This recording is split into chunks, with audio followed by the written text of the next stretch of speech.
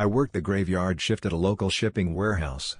My job's pretty straightforward, counting inventory, making sure all the shipments are accounted for and properly logged throughout the organizing process. Occasionally, I'll have a coworker on the same shift, but most of the time, it's just me. That night was no exception. I clocked in, checked in with my manager, and after giving me a quick rundown, he locked up and headed out. I got to work doing my usual rounds, starting with shipments that had come in earlier that day. About an hour into my shift, I walked past a side door near the back of the building, the one where truckers usually come and go, and noticed it was slightly ajar. Not wide open, just not quite latched. It was sticking out a bit. Curious, I opened it and peeked outside. The lot behind the warehouse was completely empty. Silent. Nothing seemed out of place. I figured my manager must have forgotten to shut it all the way. I didn't have keys to those exterior access doors, so there wasn't much I could do about it anyway. I just closed it as best I could and got back to work. Things were going fine until, while moving to the next aisle of shelving, something caught the edge of my vision. It looked like movement, like someone darting across the hallway at the far end. I snapped my head up, heart jumping a little, but the hallway was empty. Completely still. From the corner of my eye, though, I could have sworn someone had run across that opening. I stood there for a second, trying to shake off the weird feeling, chalking it up to a trick of the light or maybe just my tired brain messing with me. I considered checking it out, but I didn't want to break my workflow over what was probably nothing. Things like this happen all the time, little blips in your peripheral vision that turn out to be nothing. Still, I couldn't shake the nagging thought. What if it wasn't nothing? Eventually, I gave in. I sighed, half annoyed with myself, and walked down to the end of the hallway. That section of the warehouse doesn't have anything to do with my job. It's mainly just stacks of prepped pallets, waiting to be shipped out. I rarely go there. Because of that, most of the lights in that area were off. I just stood in the hall, staring into the large, dimly lit space, waiting to see if anything moved. Nothing did. After a few moments, I turned back and returned to my station. But something felt different. I don't know if it was the uneasiness from earlier, but I was suddenly hit with this wave of exhaustion. Like, out of nowhere. I'd been moving quickly before, knocking tasks out left and right. Now, I felt sluggish. I told myself I'd finish this aisle before taking a break. But not even 5 minutes later, I caught something again out of the corner of my eye. A figure, just barely, leaning out from behind the corner at the end of the hallway. Watching. But when I looked directly, there was nothing. This time, I didn't hesitate. I dropped what I was doing and hurried down the hallway. The darkness there felt heavier now. I called out a simple hello? Not expecting an answer, but hoping maybe I was just imagining things. Silence. I stepped into the room. My footsteps echoed through the warehouse like I was walking in an empty cathedral. Still nothing. Just that eerie, suffocating quiet. But I felt it, like something was there, watching me from the shadows. The feeling was so strong, I could barely stand still. I quickly retreated back to my original spot, trying to shake off the chills crawling up my back. But just as I turned away from that hallway, a loud metallic thud rang out. It was harsh, like someone had slammed a piece of metal into one of the shelves. I froze. A few seconds passed, then another sound.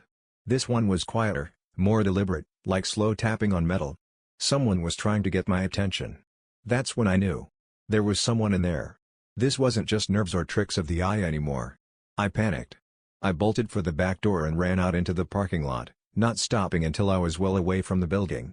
From a safe distance, I called for help. I didn't expect the police to find much, honestly, but to my surprise, they did. They found a man, probably in his 40s, hiding behind one of the massive shelving units in that same dark room. Disheveled. Creepy. And even more disturbing, when they pulled the security footage, they saw that he'd been wandering around outside the warehouse multiple nights over the past week. Just walking the perimeter. Checking doors. Waiting for one to be unlocked. All those nights, I'd been working inside alone. Sometimes just a few feet away from him without even realizing it. I only saw him for a moment as they led him out to the squad car, but that moment stuck with me. The guy looked off. Like, mentally not there. What he wanted or what he was planning to do, I still don't know. But thinking about how he tried to lure me into that room, how he made those noises deliberately. Yeah. It's enough to keep me awake at night. When I was in college, I used to work part-time at my parents' 24/7 laundromat. It wasn't anything fancy, just a little place on the edge of town. Even though it was just washers and dryers humming away, the building always gave off a weird vibe. Maybe it was the age of the place, or the way the lights flickered just slightly, but it always felt a little too quiet, a little too isolated. Still, I figured working for my parents was better than getting a job somewhere else. Every Friday, I worked the full overnight shift, 10 p.m. to 6 a.m. My dad would hand off the shift, leave me a couple snacks in the back room, and tell me to call if I needed anything. That night, a few customers were still around until midnight. I sat behind the counter, keeping an eye on things. Once everyone left, the machines were silent again, and the place emptied out. Just me and the hum of fluorescent lights. About 15 minutes later, I was still behind the counter on my phone when a guy walked in. Immediately, something felt off. He didn't have any laundry. No bags. Nothing in his hands. Just a black hoodie, the hood pulled up over his head, and his hands buried in his pockets. I greeted him. Nothing. No response. He didn't even glance at me. He just slowly wandered through the aisles between washers and dryers, looking around like he was scoping the place out. Then, after a minute or two, he left. No explanation. Just walked right out and into the parking lot.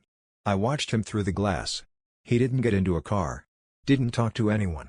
Just crossed the street and disappeared down the road. Weird. Creepy, even. But technically, he hadn't done anything. Trying to shake it off, I got up to start cleaning, wiping down counters, tidying up. As I cleaned, I told myself maybe he'd lost something earlier and was just looking for it. That would have been a reasonable explanation, if he had asked. But he didn't. About 20 minutes went by. Then I happened to glance up toward the entrance, and froze. That same man was standing outside, right at the door. His black clothes made him almost invisible in the dark. I hadn't even noticed him at first. And as soon as I did notice, he turned and walked away. But how long had he been standing there? Watching me? I ran up to the door and peered out, but he was already gone. I thought about calling my dad. I really did. But I didn't want to overreact.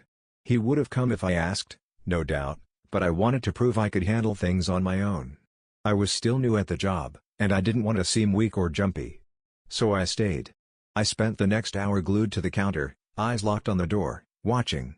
Waiting. Nothing. Eventually, I let my guard down and went back to my phone. That's when I heard something. A faint creaking sound. Coming from the back. I stood up and listened. There was definitely movement back there. Soft, deliberate shuffling. Like someone trying not to be heard.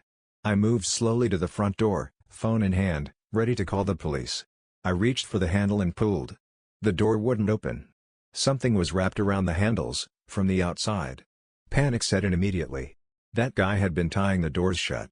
That's what he was doing when he stood outside earlier, prepping to trap me inside. There was only one other exit, the back door. I stepped carefully toward it, still hearing faint movement coming from the back room. When I got to the doorway and looked in, I saw him. His back was to me. He was rummaging through boxes on the floor.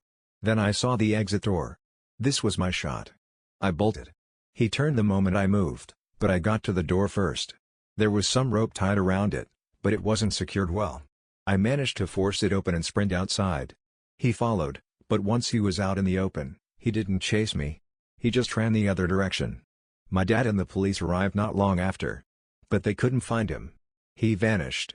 To this day, I still don't know what his plan was. But he definitely meant to trap me in there. And if that rope had held even a little tighter, I don't know what would have happened. A few years ago, I was working at a private company as a data entry clerk. It was a typical low-level office job, nothing fancy, and definitely not well respected. Honestly, it felt like every month, management piled more tasks onto my plate that had nothing to do with my role. But I was young, it was my first real job, and I didn't know any better. So I just went with it.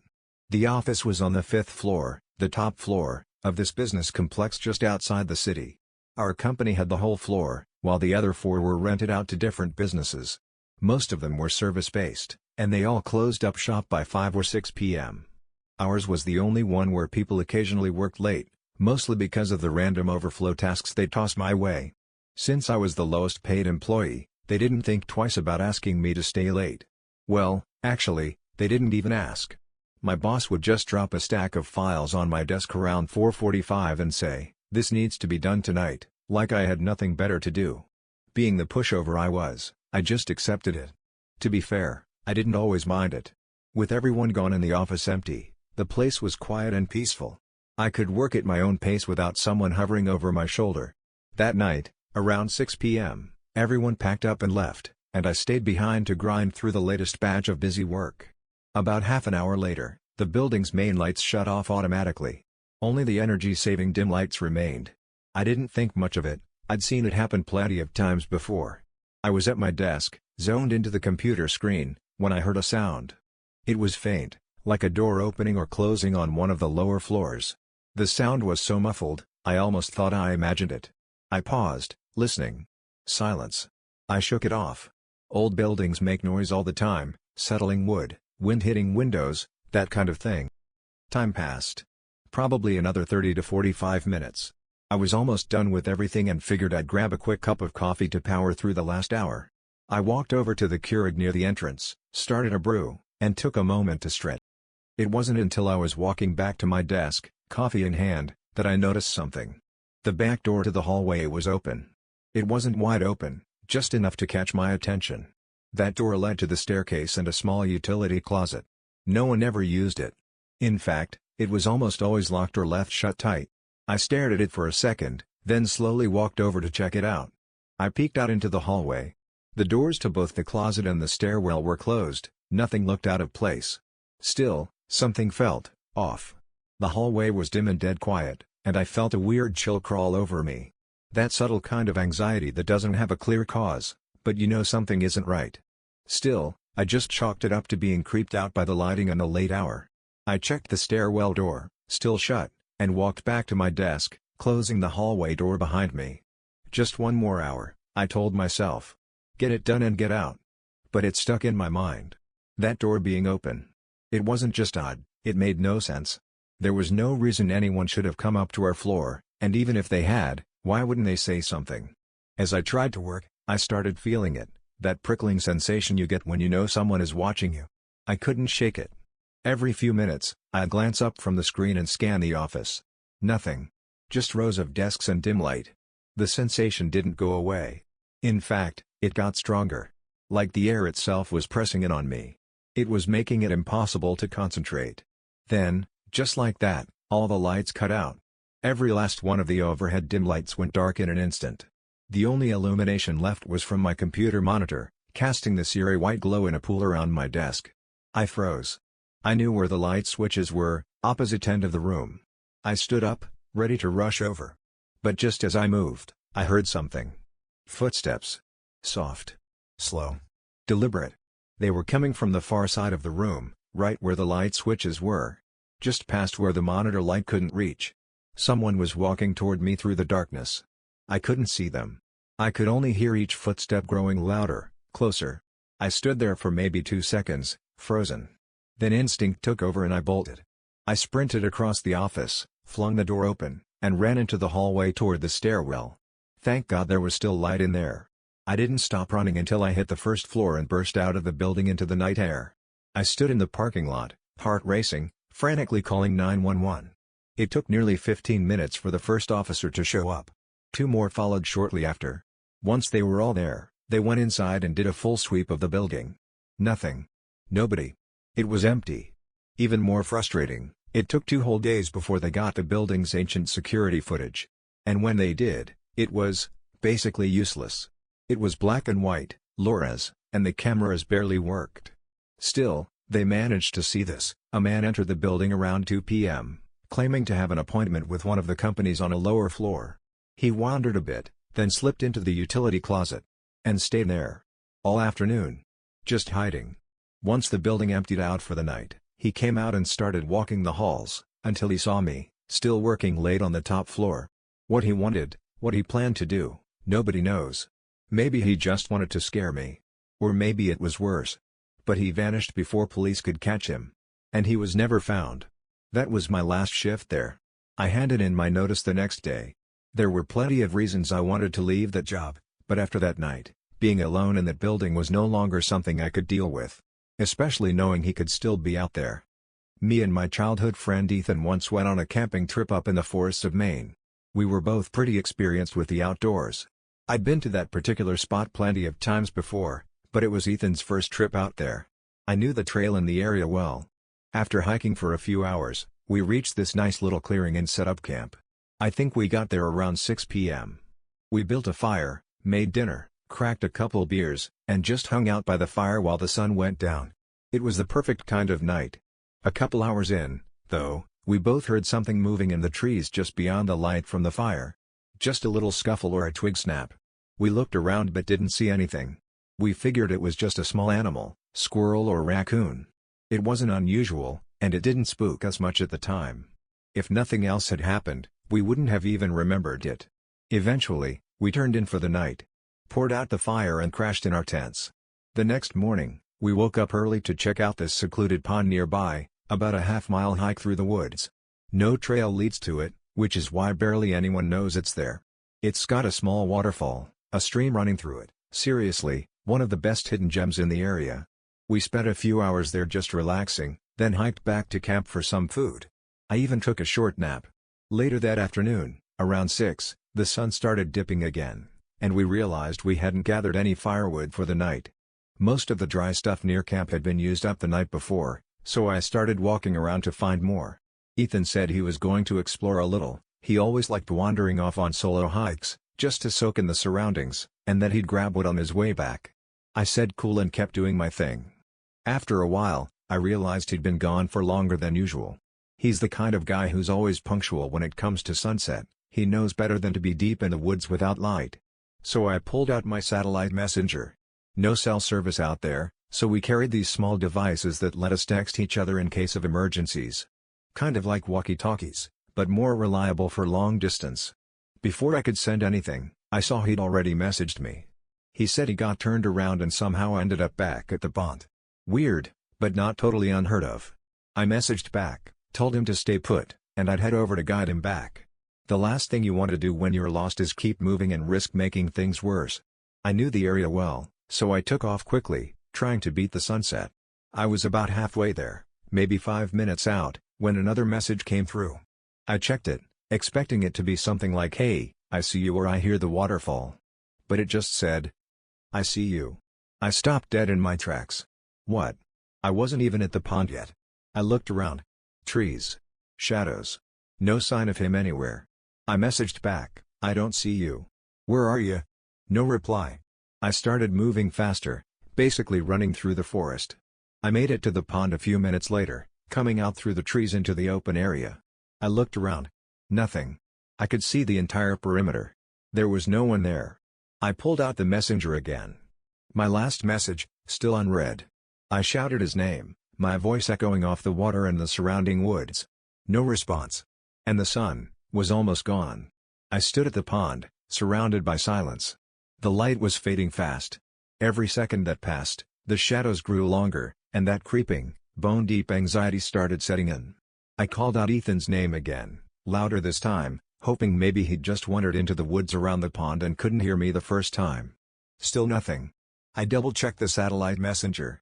No reply. No read receipts. The last thing he'd said was still just sitting there, "I see you." I didn't like it. Not one bit. I started slowly walking around the edge of the pond, scanning the tree line and calling out, but no answer came back. I was about to turn around and head back to camp to regroup when I heard something behind me. A snap. Like someone had stepped on a twig. I spun around, eyes darting into the trees, but the woods were already getting too dark to see clearly. Everything looked like a shadow moving in the distance. I backed away from the sound and quickly pulled out my flashlight. I flicked it on, sweeping the beam across the woods. Nothing. No movement. No Ethan. Just silence. I called out one more time and waited. And that's when I heard it. A voice. Faint. Just a whisper, coming from somewhere deep in the trees behind the pond. I couldn't make out what it said. It didn't sound like my name, but it was definitely a person speaking. I knew Ethan wouldn't be trying to freak me out like this. This wasn't him. I froze for a second, trying to decide what to do. Then I heard another snap, closer this time. That was enough for me. I turned and started running. I sprinted back toward the camp, cutting through the woods as fast as I could.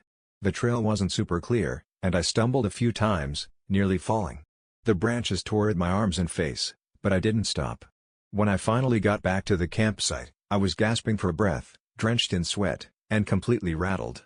But Ethan was there. He was sitting on a log, casually tossing some sticks into a pile of firewood. He looked up and gave me a confused smile. "Dude, where were you?" he asked. I didn't answer at first. I just stared at him. "I was at the pond," I finally said. "You said you were there too." Ethan gave me a weird look. "What? I never made it to the pond." I got turned around. "Yeah, but I ended up heading back to camp instead. Sent you a message about it." I pulled out my satellite device and looked again. The message from him saying he was at the pond, still there. But he was telling me he never sent it. Then I showed him the last one. The one that said, "I see you." Ethan's face changed. His expression went pale. "I didn't send that," he said quietly. We sat there in silence for a second. Then we both stood up and started breaking down the camp. No discussion. We just started packing. We didn't sleep that night. We didn't talk about it either. We just wanted to get out. At first light, we grabbed the rest of our stuff and hiked the full trail back to the car without stopping. The whole time, we were checking over our shoulders, listening to every sound, every crunch of leaves, every bird going quiet. We never figured out who or what was out there. But someone, or something, used our satellite communication system. Someone had watched me.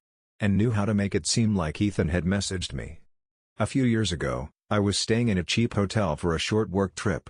Nothing fancy, just one of those 3-story highway motels with indoor hallways and faded carpeting.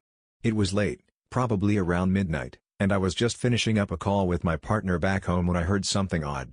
A knock. Not on my door. On the door across the hall. I paused and listened. The hallway was quiet. I peeked through the peephole, but no one was standing there. I figured maybe someone was just drunk and knocked on the wrong door. Then, not even a minute later, there was another knock. Same door. Same soft knock. I checked again. Still no one there.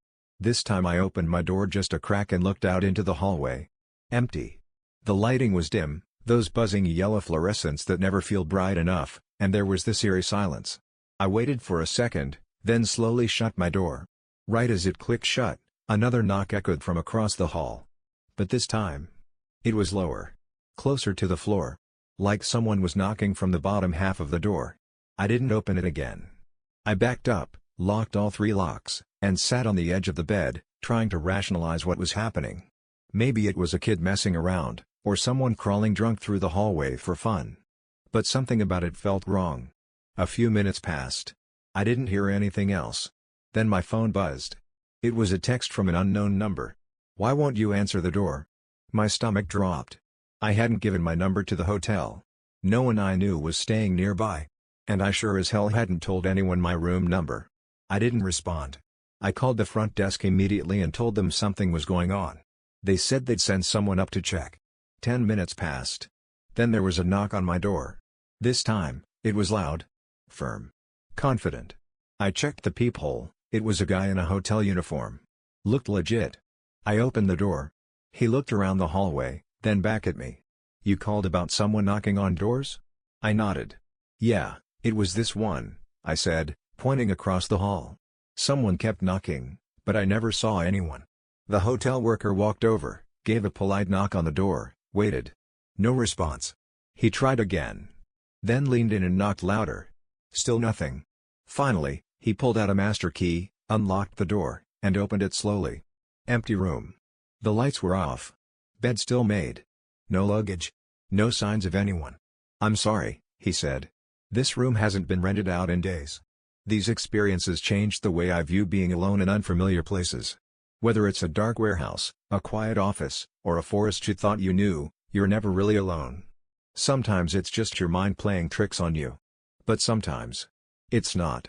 It's someone. Watching. Waiting. Testing how close they can get before you notice. Or worse, before you don't. I figured maybe he was already heading back, like somehow he remembered the way on his own. I couldn't think of any other place he'd be. With daylight almost gone, I knew I had to head back too. It felt safer to regroup at camp and try to figure things out from there. The fire wasn't lit yet, and if I waited too long, there'd be no chance I'd find the site again in the dark. So I started walking, but I couldn't shake this creeping uneasiness. The woods were getting darker by the minute, and all I could think about was that last text Ethan sent me. "I see you." By the time I was close, maybe a minute out from the clearing, it was nearly pitch black. That's when I saw it, A faint orange flicker coming from where the camp should be. I moved faster, thinking it had to be the fire. As I got closer, I saw someone standing next to it. I felt this huge wave of relief. Ethan had made it back. I was literally about to call out to him, when the person suddenly turned toward me. Then bolted. Just sprinted away from the fire and disappeared into the trees. My heart jumped. That wasn't Ethan. I ran up to the fire, completely thrown off and honestly freaked out. I grabbed my phone and started texting Ethan like crazy. I was seriously worried now, everything about this felt off. About a minute later, Ethan came bursting through the woods, looking just as freaked out as I was. His face was a mix of panic and relief. He didn't waste any time. First thing he said, "We need to go." I told him about the guy I saw at the fire. He just nodded and said, "Yeah. I think it's the same guy I saw earlier, by the pond." He explained that at first, he thought the guy was me. But as he got closer, he realized it definitely wasn't. When he asked the man if he knew how to get back to the trail, the guy didn't respond, he just kept walking toward him. And then he smiled. Not a friendly smile, something was wrong about it. Ethan said the guy's face looked off. Like it didn't move right. Uncanny. The kind of thing you can't explain, but your brain knows isn't normal. That's when Ethan panicked. He took off running in the direction he thought would lead back to camp. He got lost, obviously, but saw the fire and followed it. We packed everything up and left right then. That hike back to the car was miserable. Every sound in the woods made us jump. But somehow, we made it. Got to the car. Drove away. The whole ride back, we didn't say much. We were too busy replaying the trip in our heads. The rustling we heard the first night. The weird feeling we couldn't quite put our fingers on. All of it started to fit together. Whoever that man was, he had probably been watching us the entire time. Just waiting for one of us to be alone. Even now, the thought of him being out there, maybe just outside the tent while we were talking or sleeping. It sends chills down my spine. We still talk about that trip sometimes. But neither of us has any plans to go back to those woods. Ever. A few months later, I decided to take a solo getaway. Just needed a break from everything. I found a cheap Airbnb about 6 hours from home, didn't really care where it was, as long as it was quiet and isolated. Somewhere in a small town where I wouldn't have to deal with much. The place I found was the only Airbnb listed for miles. It was tucked away in a little forest, kind of cabin style, older but cozy. No neighbors, no traffic, no noise. Perfect, right? I got there after a long drive, mostly through empty wooded roads. The place was pretty much in the middle of nowhere. No other buildings around. The door creaked open like something out of a horror movie, but I didn't think much of it. I brought in my stuff, settled in, and figured I'd just need to make one trip to the local grocery store for supplies. After that, I'd stay in for the rest of the trip. I drove into town. It was mid-afternoon, but the streets were nearly empty. Like weirdly empty. Even for a small town, it felt like I was in a ghost town. The grocery store was no better. I passed a few people inside, but they all gave me this cold, hard stare. Like they knew I wasn't from around there, and didn't like it. It creeped me out a little, but I told myself I was overreacting. I was just used to city life, that's all. Got what I needed and went back to the cabin. That night and most of the next day were peaceful. Just me, some quiet, and a bunch of TV. Then came the storm. It rolled in hard that evening, rain pounding the roof, wind howling through the trees. I was dozing off on the couch when I heard it. A knock. Not pounding. Just a single knock. But in the middle of that storm, it was the last thing I expected to hear. I sat up fast, looked at the door. Checked my phone, no texts, no notifications from the Airbnb host. And just that one knock. I waited a bit. Then walked over and peeked out the window. It was pitch black outside, no porch light. I couldn't see anything. Not without opening the door, and there was no way I was doing that. I tried to rationalize it. Maybe something blew over. Maybe I imagined it while half asleep. Eventually, I laid back down. Put something on TV, trying to ignore the storm. Then, maybe an hour later, I heard it. A cough. Not just any cough. It came from outside, right behind me, through the window. Like someone had tried to stifle it, but it slipped out anyway. I whipped around just in time to see something move away from the window. I didn't get a good look, just a blur. But it didn't matter. The cough said enough. Someone was out there. Watching me through the window. I grabbed my phone and called 911. told them someone was creeping around outside the cabin. My heart was pounding. I couldn't hear anything over the storm, no footsteps, no voices, so I had no idea where the person went. Surprisingly, a cop pulled up only a few minutes later. I opened the door and explained everything, cough at the window, someone knocking, everything. But the cop barely reacted. "That's it?" he asked, like I was wasting his time. He didn't take any notes. Just stood there, annoyed. Like everyone else in that town, he had this cold, distant look in his eyes. He said he didn't see anyone when he arrived. Told me to call back if something actually happened. Then turned and left. That was it. And honestly, that scared me even more.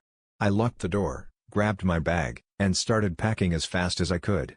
I was planning to leave right then. But I'd barely started when it happened. Boom. Boom. Boom. Heavy knocks slammed against the door. This time, they didn't stop. They kept banging. Over and over. I ran to the bedroom and looked out the window. The cop car was gone. Whoever was knocking was definitely not him. I didn't even bother calling again. I had this gut feeling that even if the cop came back, it would somehow make things worse. Then, just like that, the knocking stopped. No more banging. Just the sound of the storm, louder than ever. I couldn't hear if the person left or not, so I crept to the door and looked through the peephole. No one. But then, I looked back. Out the same window, I saw a flicker of movement. I didn't wait. Threw the door open and sprinted into the storm. Got to my car, keys already in hand, started it, and peeled out of there. I couldn't see more than a few feet in front of me. For all I knew, the person was right behind me as I pulled away. But I didn't stop. Drove straight out of that town. Didn't even look back. That whole experience stuck with me for a long time. But it didn't compare to what happened next, something even stranger, something that made me question a friendship I thought I understood. This was just 7 or 8 months ago. One of my closest friends at the time was Joshua. We'd been tight since our senior year of college, about 3 years. In that final year, we were basically inseparable, always hanging out or gaming late into the night. But after graduation, life took us in different directions. I ended up moving about 3 hours away for work. Even so, we kept in touch constantly. Texting, gaming, catching up whenever we could. Then, out of the blue, on a Thursday, Josh calls me. Says his girlfriend is gone for the weekend, and I should come hang out, spend a couple of days at his place. But something felt off about the call. His voice sounded groggy, like he'd just woken up, or maybe like he hadn't slept at all. Still, I figured he was just tired. I had no plans that weekend anyway, and it had been over a year since we'd seen each other in person. I said sure. The next morning, I packed up, hit the road, made a couple stops along the way, and got to his house around 4:30 p.m. The place wasn't new to me. Josh and his girlfriend had rushed to buy it after college. It was kind of out in the sticks, not really in a neighborhood, just this beat-up old house sitting alone with trees around it. A little trashy, but they got it cheap, so I never judged. I got there, walked up, knocked. Nothing. Knocked again. Still nothing. I was about to text him when the door finally creaked open, and there he was. But the moment I saw him, I could tell something wasn't right. He looked exhausted. Like he hadn't slept in days. His usual energy was totally gone, replaced by this strained, blank stare. I brushed it off. Maybe he was just having a bad week or something. We went inside, played some Xbox, had a few drinks, caught up. But even as we hung out, it didn't feel like the Josh I knew. He barely said much, avoided eye contact, and there was this weird silence hanging over the room. You know that kind of quiet that feels heavy? Like someone's thinking something they're not saying? That's what it felt like. At one point, I casually said, "Hey, maybe we should get some sleep early tonight, wake up fresh and hang out tomorrow." But he just looked at me through those tired eyes and said, "Nah. Let's stay up." His voice was rough. Slurred, almost. Like he was struggling to stay awake, but still insisting we hang out. The more I suggested going to bed, the more stubborn he got. I eventually gave in and stayed up with him for maybe another 30 minutes, but it was weird. We weren't really talking. He just stared at the screen or sipped his drink. It wasn't fun anymore, it was uncomfortable. Like I was hanging out with a stranger who just looked like my friend. Something was seriously off. Eventually, I got up and said I needed to crash. Josh didn't like it. Tried again to convince me to stay up. But I told him no, I was tired and heading to bed. The room he had set up for me was strange, too. It was completely empty. Not a dresser, not a nightstand, just a single bed pushed against the wall. And the weirdest part? The bed looked new. Like, brand new. Plastic still around the mattress new. Like it had been bought specifically for that night. I stood there for a second thinking, am I overreacting? Maybe. But I couldn't shake the weird vibe. I sat on the bed, pulled out my phone, and messaged Josh's girlfriend. I didn't know her that well, but they'd been together for 5 years, and I figured maybe she could explain what was going on. All I sent was, "Hey, is everything okay with Josh? He's acting really weird tonight." Her reply came back fast. "We broke up. I moved out 4 months ago. Haven't talked to him since." "Why?" I just stared at the screen. "What?" He told me she was just gone for the weekend. Why lie? Why invite me out now, out of nowhere? This didn't make sense. And now I was genuinely worried. Not just for him, for me. I stood up, turned to leave the room. And froze. There was a shadow right outside the door. I didn't move. Didn't make a sound. A few seconds later, the shadow drifted away. I stepped up to the door slowly, opened it, and stepped out into the hallway. Everything was dark now, every light in the house turned off. That's when I saw something on the door that hadn't been there before. A latch. One side screwed into the wall, the other into the door. Like it had just been installed while I was in the room. Fresh, not painted over. Still had wood shavings on the floor. I felt my stomach drop. I backed away quietly and started moving toward the front of the house. As I passed the kitchen, I saw it on the counter, a package. A deadbolt. Still open. Still sitting there like someone had just taken it out and was about to install it. That was enough. I turned, and heard footsteps behind me. Josh appeared in the hallway, walking slowly. Same expression. Same tired, emotionless stare. I asked him straight up, "What are you doing?" He didn't answer. I didn't wait. I ran to the door, flung it open, jumped in my car, and drove off. He called my name a few times as I ran, but it wasn't Josh's voice anymore. It was flat.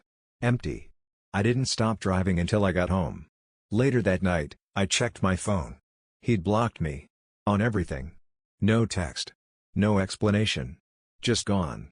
And honestly, that made it all worse. Because I knew then that whatever he was doing, it wasn't innocent.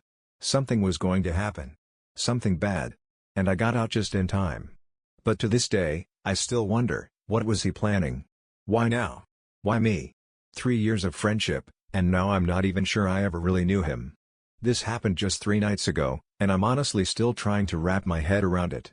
I recently moved into a new apartment, been there for about a month. Still settling in, still unpacking boxes. Since I was bouncing between places, I kept using my parents' address for all my mail.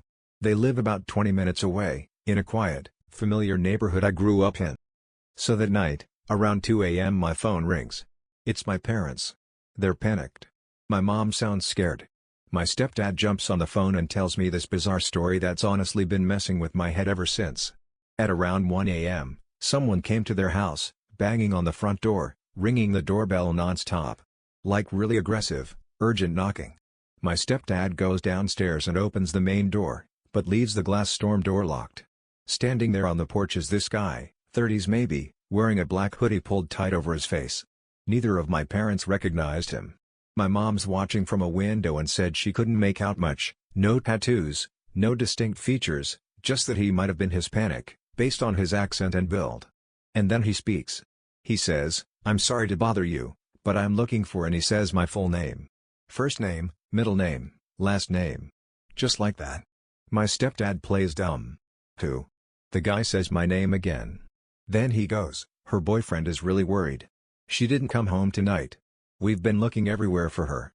He tells them he's a friend of my boyfriend's, that they're out looking for me together. Except, I don't have a boyfriend. I live alone.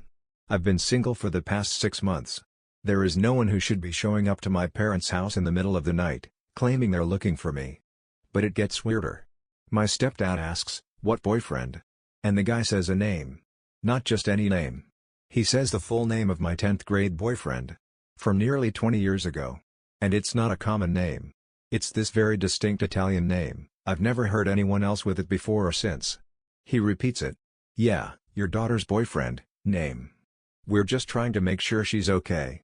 My stepdad, completely confused and a little creeped out, shuts the door and locks it. But the guy doesn't leave.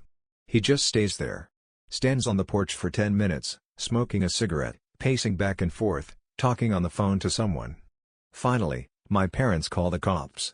The guy walks down the block right before they get there, gets into a silver car, and drives off. My stepdad didn't catch the license plate. The police took a report, but there's not much else they could do. When I heard all this, I was completely stunned. Who would know about my high school boyfriend from that long ago? I hadn't seen or spoken to him in over a decade. It's not something I ever talk about. It's not something even most of my close friends would remember. Why that name? Why that story? The next day, I messaged him on Facebook. I didn't expect much, but I had to try. I told him what happened, how someone came to my parents' house looking for me, using his name. He replied, just as confused as I was. Said he had no idea what any of it was about. Hadn't told anyone anything, wasn't involved. So now I'm just stuck with this weird, unsettling incident. A random guy showing up at my parents' door in the middle of the night, pretending to be friends with a boyfriend I haven't had since I was a teenager. I couldn't stop thinking about it. Who would go through all that effort just to scare me, or whatever it was they were trying to do? I tried to put it behind me. Weeks passed, and nothing else happened. But I never forgot it. Then, exactly a year later, I finally got an update, and it only made everything stranger. My stepsister and her fiancé were at this house party not long after New Year's. Just a casual gathering, mostly local folks, drinks, music, nothing wild. While they were there, they got to talking with a girl they didn't know. After a little while, the conversation drifted to relationships, exes, breakups, all that. And this girl starts talking about her recent breakup. Says her ex was taking it really hard, totally spiraling. And then she says his name. It was the same guy. The same exact, super unique Italian name, my 10th grade boyfriend. Total coincidence? Maybe. But then it got even weirder. My stepsister and her fiancé looked at each other. Then, kind of cautiously, they told this girl about what happened last year. About the guy who came to my parents' house. About how he used that name. They didn't get into too many details at first, just enough to see how she reacted. And the girl's face went pale. Like instantly. She looked like she was about to cry. They asked what was wrong. She said, through tears and a few glasses of wine, that a few nights ago, someone came to her house.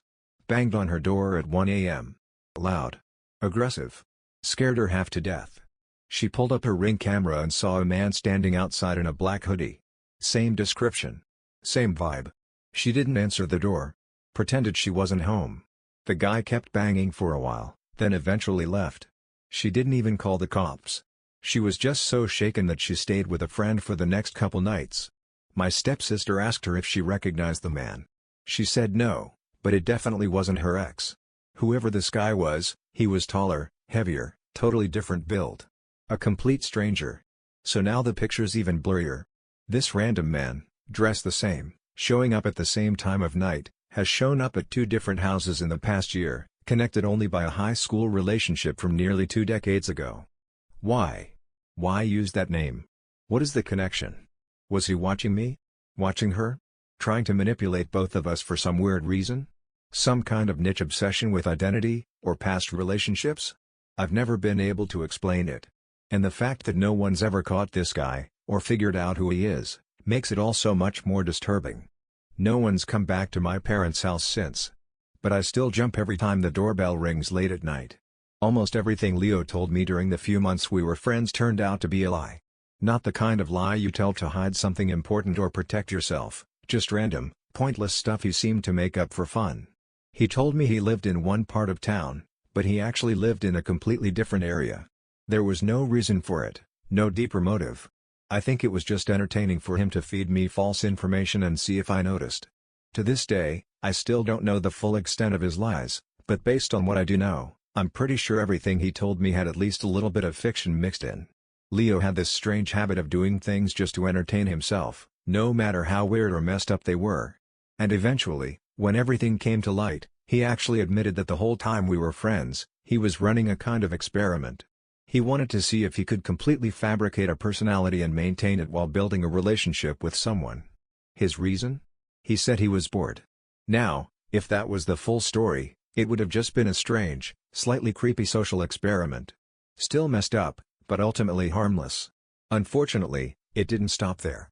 What I didn't realize, until much later, was that Leo had also been stealing things from my house. Every time he came over, he took something small. Something that wouldn't be missed. A bottle of bleach from the laundry room. A ceramic banana my mom kept on a shelf. A random little ornament from my grandma's bedroom. My grandma lived with us back then, during high school. One time, he even took a single pill from a prescription bottle. Most of the stuff was so minor that we never noticed anything was missing. I only found out because Leo eventually showed me all the stuff he'd taken. He laid it out in front of me like it was some kind of trophy collection. That's when I started to realize that Leo was a lot more messed up than I'd originally thought. His second to last game was trying to make me afraid of him. We were seniors in high school by then, and he started dropping disturbing hints, stuff that made me seriously uncomfortable. He would casually talk about hurting a neighborhood cat. Or mention following some woman around at night, as if it were no big deal. Then he started referring to his trophies, but he wouldn't say what they were. When I asked, he just gave me this cryptic smile like he was trying to build a mystery around himself. That was the point where I started pulling away from him. I wasn't interested in spending time with someone who got his kicks from acting like a wannabe serial killer. I slowly distanced myself, and things started to fade naturally. But Leo wasn't done. His final game was the most terrifying of them all. One day, I was in math class, just minding my own business, when I got called to the office. I didn't know why, so my first instinct was to worry that something had happened at home. I was nervous, heart racing, kind of on edge. When I got there, the principal, her secretary, and a school security guard were waiting for me. They said they needed to search my bag and my locker. To this day, I still don't know if they were actually allowed to do that without a parent or a warrant or whatever, but I didn't think to question it. I was too stunned to even ask why. I emptied my backpack, just the usual, some textbooks, a pair of gym socks, a few notebooks. Nothing unusual. Still, I remember the principal and the guard exchanging this weird look, like they were expecting to find something worse. Then they led me to my locker, opened it up, went through everything, and again, nothing. That's when I finally found the nerve to ask what this was all about. The principal told me, in a very serious voice, that several students had come forward with disturbing information. According to them, I had been talking about having a hit list. Some of them claimed I had told them I was keeping firearms in my locker. It hit me like a punch to the chest. I was completely floored. None of it was true, obviously, but I couldn't wrap my head around how or why anyone would say something like that. I broke down crying right there in the hallway. I guess my reaction was so intense, so raw, that they believed I was innocent. The secretary even brought me back into the office and made me a cup of tea. I asked her who had made the accusations. I wanted names. I wanted answers. But she said she couldn't tell me anything, just that it had come from multiple students. And she insisted that they weren't trying to hurt me. They genuinely thought they were doing the right thing by reporting what they'd heard. It didn't make any sense. At that point, I still had no clue about Leo's involvement. I just thought he was a creepy kid with a dark sense of humor, not the kind of person who'd orchestrate something like this. I was confused, but mostly just relieved when, about a week later, the school issued a half-hearted apology.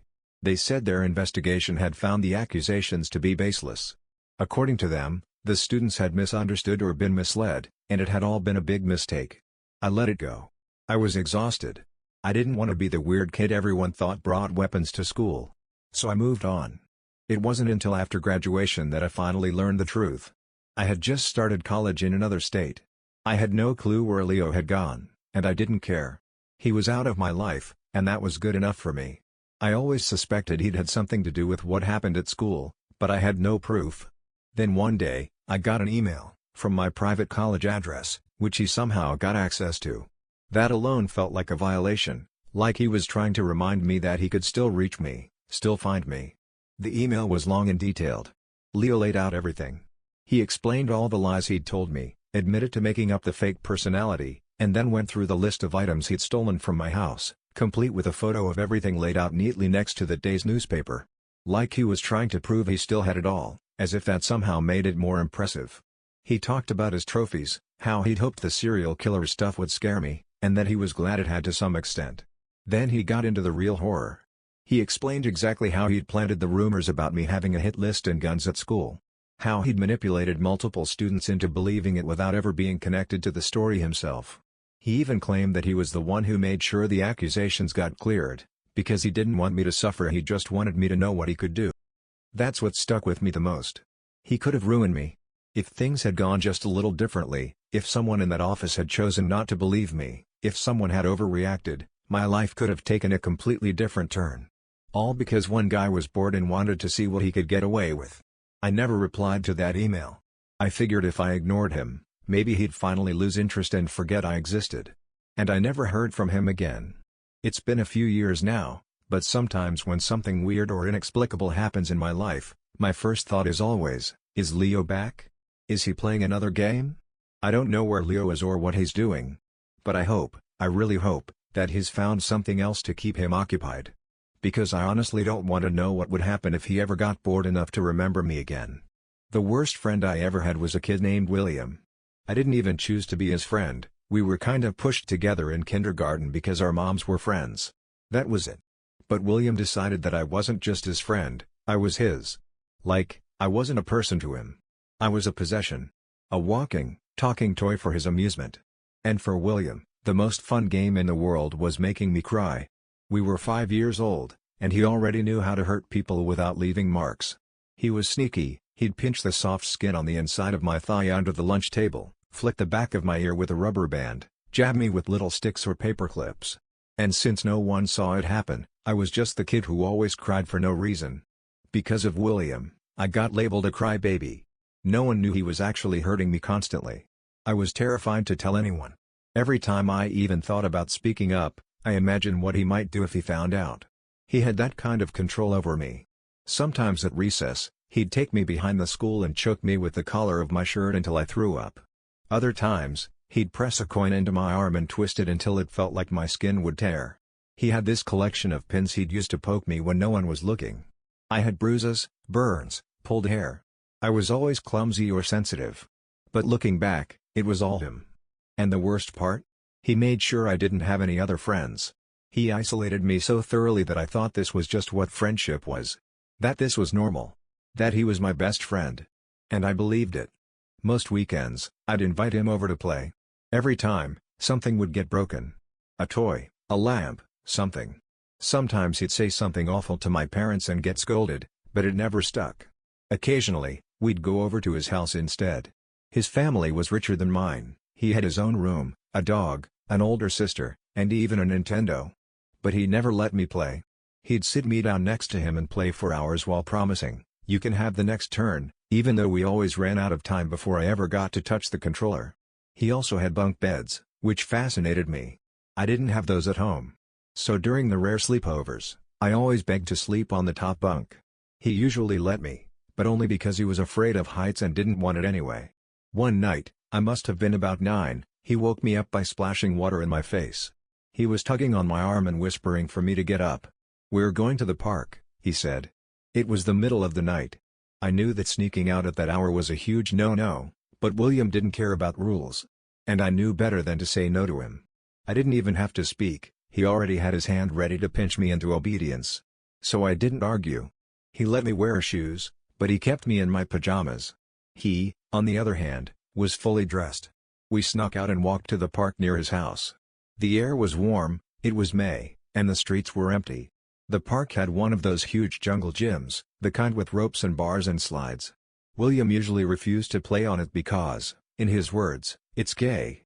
But that night, it was all he cared about. He pointed to the top and told me to climb it. Now, I wasn't scared of heights, and I was a pretty athletic kid. The jungle gym didn't intimidate me, even in the dark.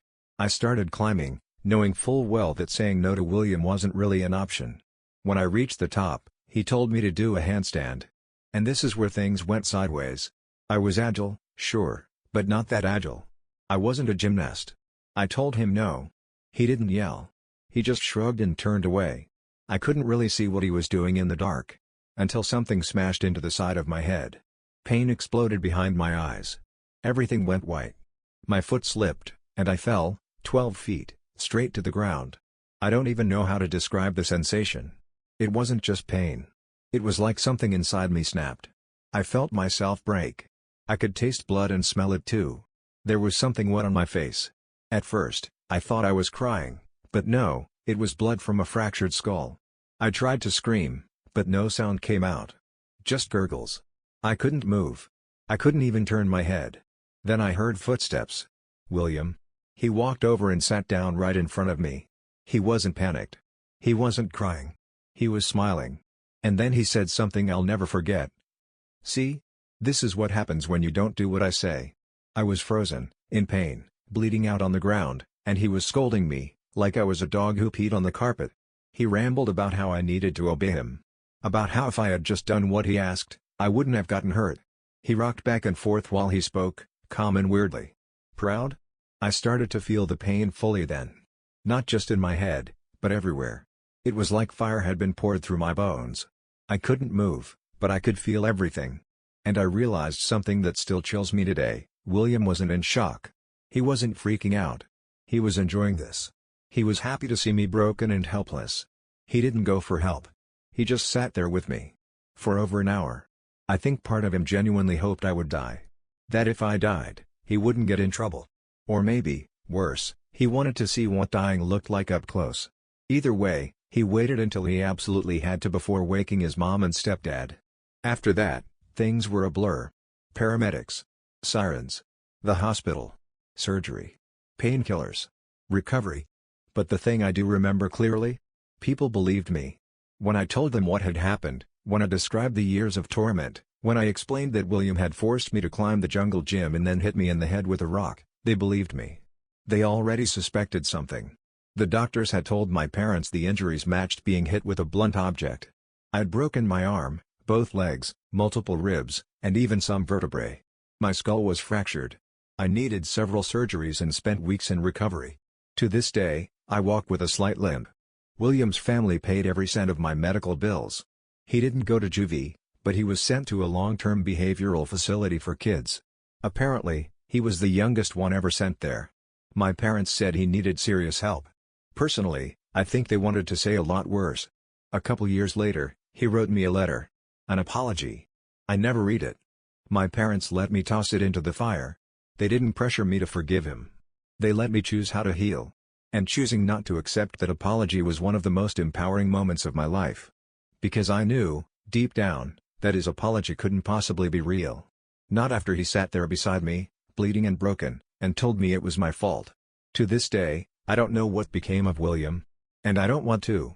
This is actually the first time I've talked about any of this in years. And if William, by some insane chance, is hearing this now, I want him to know. You almost killed me. And that's something I'll never forget. It was the summer of 2015, and I was working at a university in a small southern town. I lived a few miles away from campus in a little two-bedroom house with a roommate. My life back then was basically on autopilot, same routine every day. Morning classes, afternoon work, and I'd usually get home around 9 p.m. One Thursday night, I pulled into my driveway right on schedule and immediately noticed something off. There was this old pickup truck just sitting at the yield sign across from my house. Idling. It was beat to hell, rusted, dented, peeling paint. I couldn't tell the make or model, but it definitely didn't fit in. Our neighborhood was full of young professionals and college students, and most people drove decent cars. This truck stood out. The thing is, there were no other cars on the road. No reason for it to be sitting there. I thought maybe the driver was on their phone or looking at directions, but it gave me a weird feeling. My roommate wasn't home yet, and I was a petite woman who didn't even carry pepper spray anymore, so I stayed in my car. Just watching. Waiting. Eventually, the truck pulled away, real slow, and headed toward the main road. As soon as it was out of sight, I hurried inside, locked the door, and tried to shake it off. Made myself some dinner, turned on a podcast, and got on with my night. By 11 p.m., I was folding laundry in my room when the power suddenly cut out. Everything went pitch black. No thunder, no storm, nothing. The sky was clear. My first reaction was confusion, but it quickly turned into unease. Power outages weren't common, especially not when the weather was this calm. I called my roommate right away. He told me he was 5 minutes from home. I told him what happened and asked him to hurry. No big deal, right? Just a weird power blip. We'd figure it out together. I left my room and stood in the living room, staring at the little diamond-shaped window in our front door. I always hated that thing.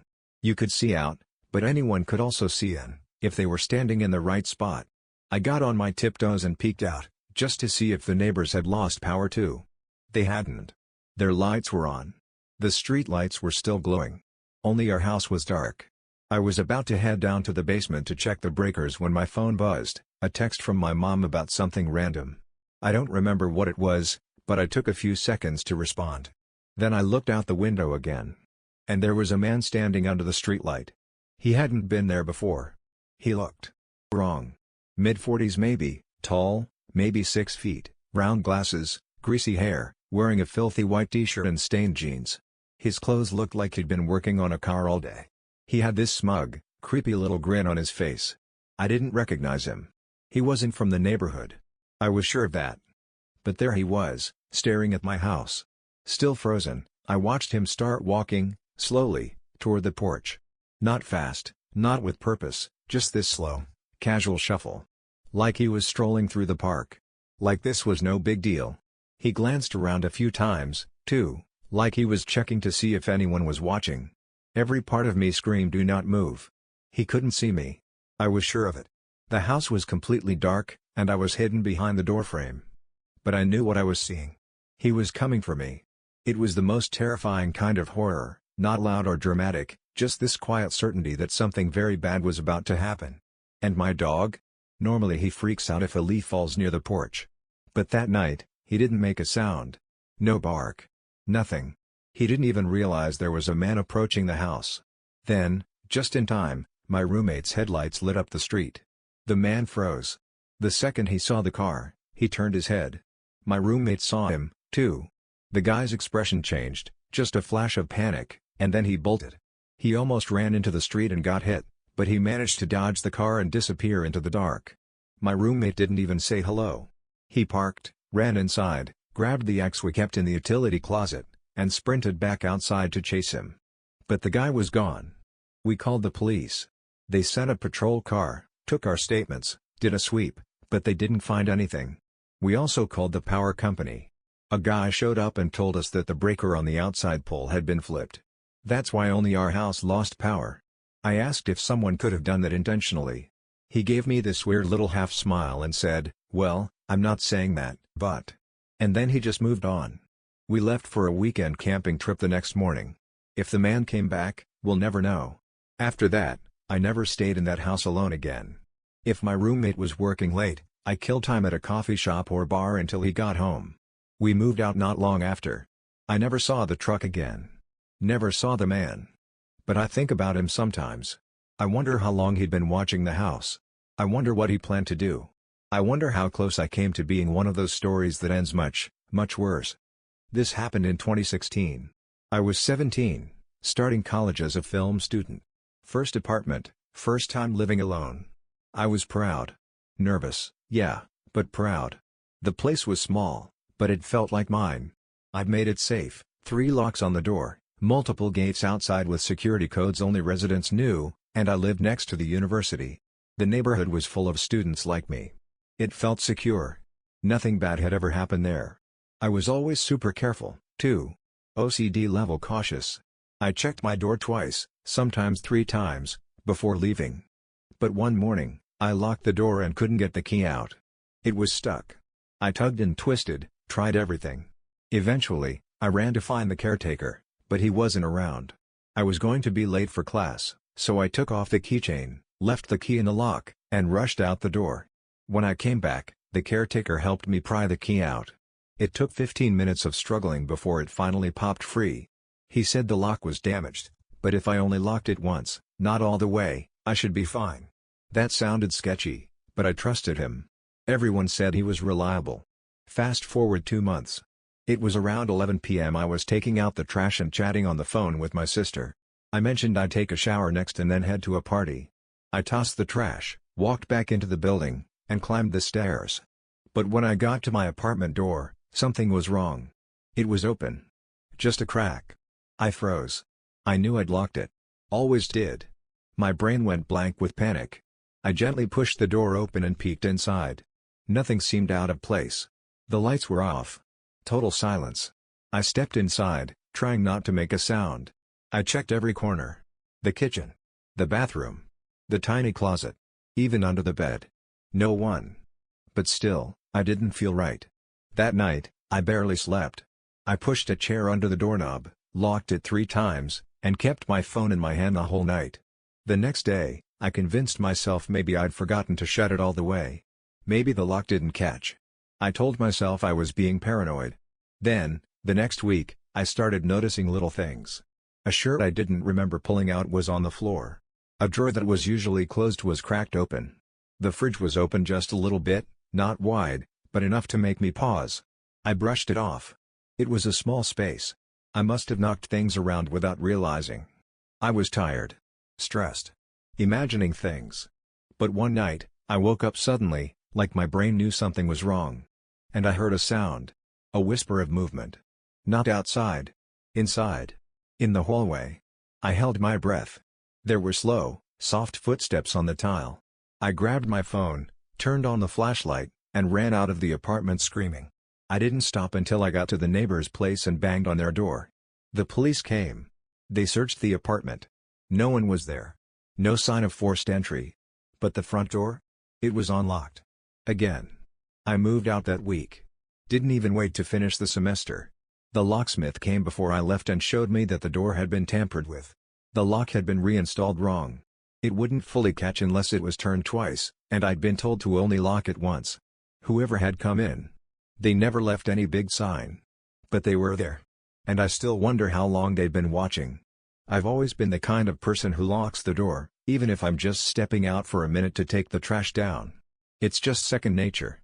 But that night, my lock was damaged, had been for a while, so I only managed to get one of them to click shut. When I got back to my apartment, the first thing I noticed was that the door was slightly ajar. Instant alarm bells.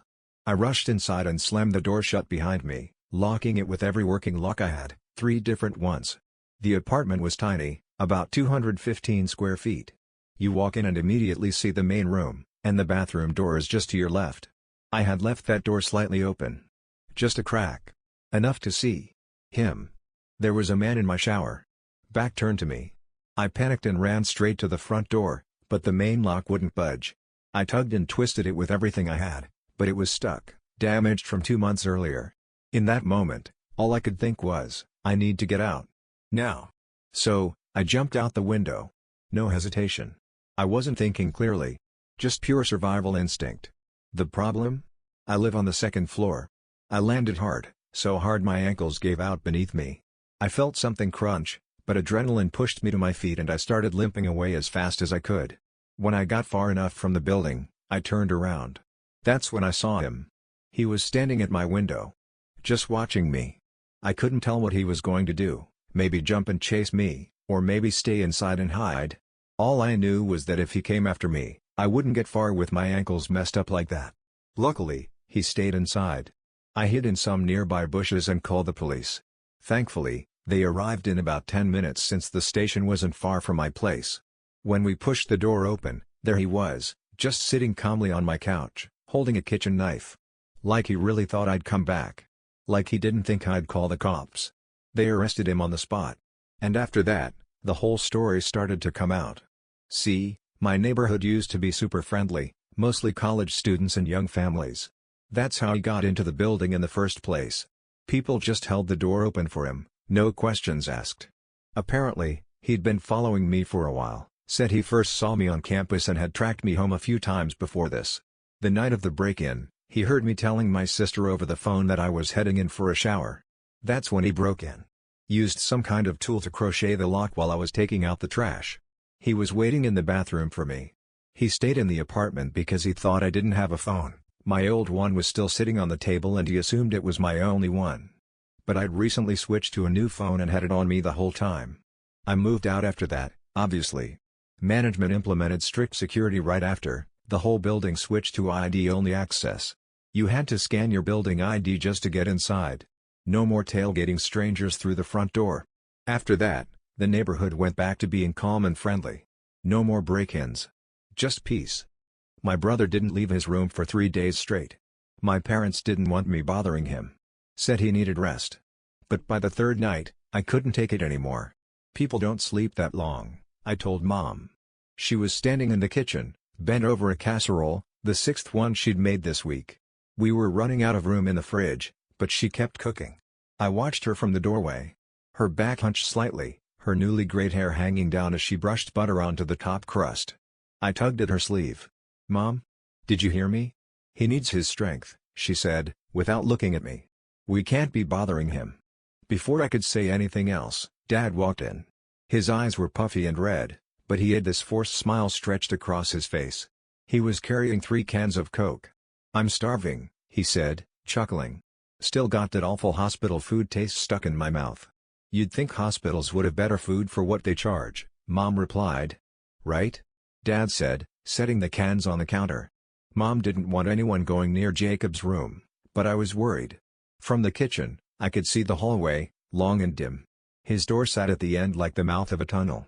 The only sign he was still there was the New York Yankees poster on the door. Underneath it, I could see a tiny sliver of light, just enough to know the room was still dark.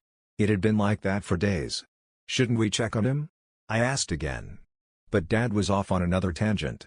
"I never understood why Wendy's or Burger King don't set up in hospitals. Hundreds of people there for days, easy money." Mom nodded. "It's all contracts. Long ones. Can't break 'em." "Ah, politics," Dad said, now hovering over the casserole. He leaned in and took a long whiff. Smells amazing. Want some leftovers while this bakes?" Mom asked. "Yesterday's spinach and ricotta one was so good," Dad said. "I couldn't stop eating it." "Jacob's going to devour this one when he's feeling better," Mom added. I stepped toward the hallway. Every step felt like walking a tightrope. As soon as I got away from the buttery smell of the kitchen, another odor hit me, faint, but sharp. Like old gym socks. Even with all the candles and incense Mom had burning, it cut through the air. The last time I saw Jacob was on the drive home from treatment. His skin had a greenish tint, his eyes rolling back in his head. Mom told me to keep him talking. Said it would help keep him grounded. So I rambled about school. About how my friends pranked the teacher by putting tacks on her chair. Not true. Just something I saw on TV. But I was out of stories. Didn't matter though. Jacob didn't respond. Just coughed. Pink drool sliding down his chin and onto his shirt. "Danny," Mom said from the kitchen. "Why don't you heat up some of those leftovers? We're all craving that spinach casserole." "I was dreaming about it," Dad chimed in. Literally. I didn't respond. My eyes were locked on Jacob's door. In my dreams lately, he was alive, sprinting into my room, flicking my ear like we used to do. That was our thing. Sneak up, flick, run. A dumb game, but it was ours. In the dream, though, I wouldn't react. He'd keep flicking, harder each time. Sometimes so hard, my ear would fall off. "Earth to Danny," Dad snapped his fingers in front of my face, breaking my trance. He stood between me and the door. "Think you could heat up 4 plates? In case Jacob wants some too. You'll want to do them one at a time or they won't heat evenly." I just stared at him. Tried to say something with my eyes. Anything. But he only held my gaze for a second before walking away. There was something in his eyes, though. A hollowness. Like looking down a deep, empty well. "Come on," he said, placing his hands on my shoulders and turning me toward the kitchen. "We don't want Jacob missing out. These casseroles are some of your mom's best." But I didn't move. I stood there a moment longer. Then, slowly, I turned back toward Jacob's door. I wasn't even thinking anymore. My feet just started moving on their own, like someone else was pulling the strings. Step by step, I walked down the hall, toward Jacob's room. The smell was stronger now. It filled my nose, thick and stale, sweat, sickness, maybe something worse. I reached for the doorknob, my hand trembling. I didn't want to open it. Every part of me screamed not to. But I turned it anyway. As the door creaked open, the room swallowed me in. It was dark, the kind of darkness that absorbs light. The only illumination came from the soft glow of the evening sky through the window. I saw him. Jacob was lying there, stiff as stone, eyes wide open and locked on the ceiling. His arms were at his sides, perfectly straight, and his fingers were curled, gently, like petals. Red spit clung to his lips. His skin was pale. Not the kind of pale from being sick or tired. It was the kind of pale that comes after. After the fight. After the breath. He looked like a clown frowning in his sleep. I stood there for a moment, frozen. Then I flicked his ear. It didn't move. It was cold. Hard. Without saying a word, I backed out, closed the door behind me, and walked away. As I made my way down the hallway, I realized, I couldn't remember what the inside of the room looked like. Not clearly. The moment I left, The memory started fading like smoke.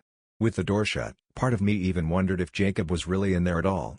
He could have been alive. Maybe he was reading comics, or doing jumping jacks, or planning the next sneak attack flick. By the time I returned to the kitchen, I was in automatic mode. I heated up 4 plates of spinach and ricotta casserole. When they were done, I wrapped one up in foil and left it in the oven for Jacob. The other 3 we brought to the dining table and ate in silence. Just me, Mom, and Dad. No one spoke. Just the sound of forks against ceramic. I've been working as a food delivery driver for about 8 months now. The way my contract works, I have to work at least 3 evening shifts a week, and 2 of those have to fall on the weekend, Friday through Sunday. Honestly, I don't mind it. Evenings are kind of peaceful. The city winds down, and everything just feels calmer. I throw on my headphones, start a good playlist or a podcast, and zone out. Plus, I only do short shifts, about 4.5 hours max, because I use an e-bike, and that's about as long as my battery lasts. Gotta save enough juice to get home too. Most of the time, nothing weird ever happens. Sure, some dumb teenagers mess with you once in a while, try to grab your food or pretend to be the customer, but that's just kids being stupid. But a few weeks ago, something different happened. It was a Thursday evening. My shift was from 5:30 to 9:30 p.m. Where I live, delivery drivers don't get paid per order, we get paid hourly. That has its pros and cons. One of the cons is that we can't decline orders ourselves. If you really can't take one, you have to call the company. So, pretty much whatever job comes in, you just take it. The night had been going smoothly. Good restaurants, short rides. Weather was cold, but manageable. As long as it's not raining, I can deal with the cold, just need the right layers. At around 8:15 p.m., I got an order from McDonald's. Not ideal, it's not my favorite place to pick up from, but the customer only lived about 12 minutes away. That wasn't bad. I'd only used up 1 bar of battery, so I figured I had plenty of power left. The route there was easy, too. Mostly bike lanes, barely any traffic, no real need to deal with cars. When I got to McDonald's, there was a bit of a wait, like 15 minutes. That's pretty normal. I picked up the bag, got back on my bike, and hit play on a new playlist. Streets were quiet. Just me and the road. When I got close to the customer's address, I slowed down and pulled up onto the sidewalk. Finding house numbers in the dark can be annoying, but I eventually spotted it. Locked up my bike, walked up to the door, and knocked. After a moment, I heard someone inside. The door opened and a woman greeted me with a smile. I handed her the bag and told her to enjoy the meal. She thanked me, gave me a tip, and closed the door. Easy delivery. I walked back to my bike. At that point, I noticed my phone battery was almost full. I'd been charging it with my power bank, but I didn't need it anymore. So I decided to unplug it and stash the power bank away. Thing is, I hate lingering too long in someone's front yard. It always feels awkward, especially with doorbell cameras watching.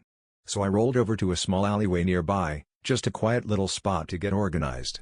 I hopped off the bike, pulled out the power bank, turned it off, and was in the middle of changing playlists when I heard it. Footsteps. Slow. Getting closer. I looked over my shoulder, expecting to see someone just passing through, and moved aside, holding my bike and pressing myself to the wall so they could pass. But they didn't pass. They just stood there. I looked up and locked eyes with a woman. She was tall and skinny, her face gaunt and pale. Her hair hung limply down to her shoulders. She looked vacant. Like a mannequin. No emotion. Just breathing heavily through her mouth. She wore brown jeans and a baggy blue hoodie, the hood pulled up over her head. "Can I help you?" I asked, trying to stay calm. Silence. Then, after a long moment, she said, "You have my food." I froze. Now, our app doesn't have any kind of security check. No codes, no signature. Technically, I hadn't marked the order as completed yet, because I was fiddling with my charger and playlist. That's on me. But I knew the order was already delivered, to the right address, to the right person. I pulled out my phone and said, "Oh, I think another driver has your order. I just dropped one off at a different address. Where did you order from?" That should have cleared things up quickly. But she didn't answer. Just kept glaring. "That was my food," she said again, louder. I tried to stay calm. "Okay. What's your name? What did you order? I'll check the app and try to help." No answer. She just pointed at me. Her hand shaking. "My food. I need my food." At this point, I figured maybe she was homeless and hungry. That happens sometimes. I always carry snacks, protein granola bars, just in case I'm stuck waiting a long time for an order or don't get any for a while. I offered her one. She snatched it out of my hand and took a step closer. "I want my food," she said again, more aggressive now. Okay. This was starting to feel really off. "I'm just trying to help," I said again. "Check your app, it should show you where your delivery is." She stared at me like I'd insulted her. Then, without warning, she took a huge breath and let out this scream, loud and guttural, like something out of a horror movie.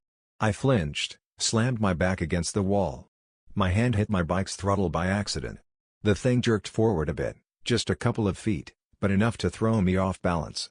I scrambled to get on the bike, heart pounding. She was still screaming. I pedaled away, hard. Just as I hit the little fence that keeps cars out of the alley, I had to slow down. That gave her just enough time to catch up, and she grabbed the back of my bike. I yelled, trying to shake her off, and that's when I heard it, a scraping noise, like metal on brick. I risked a glance and saw her swinging a knife. I didn't stop to look again. I turned the e-assist all the way up, level 5, something I never use because it drains the battery like crazy, and pedaled like hell.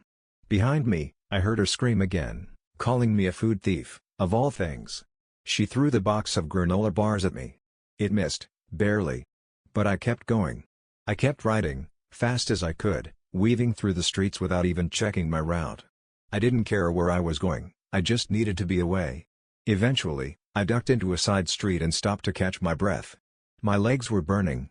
I checked my app and quickly marked the McDonald's delivery as completed. I didn't want to hang around, especially if she knew the neighborhood or the shortcuts. Luckily, a new order came in right away. Kebab place.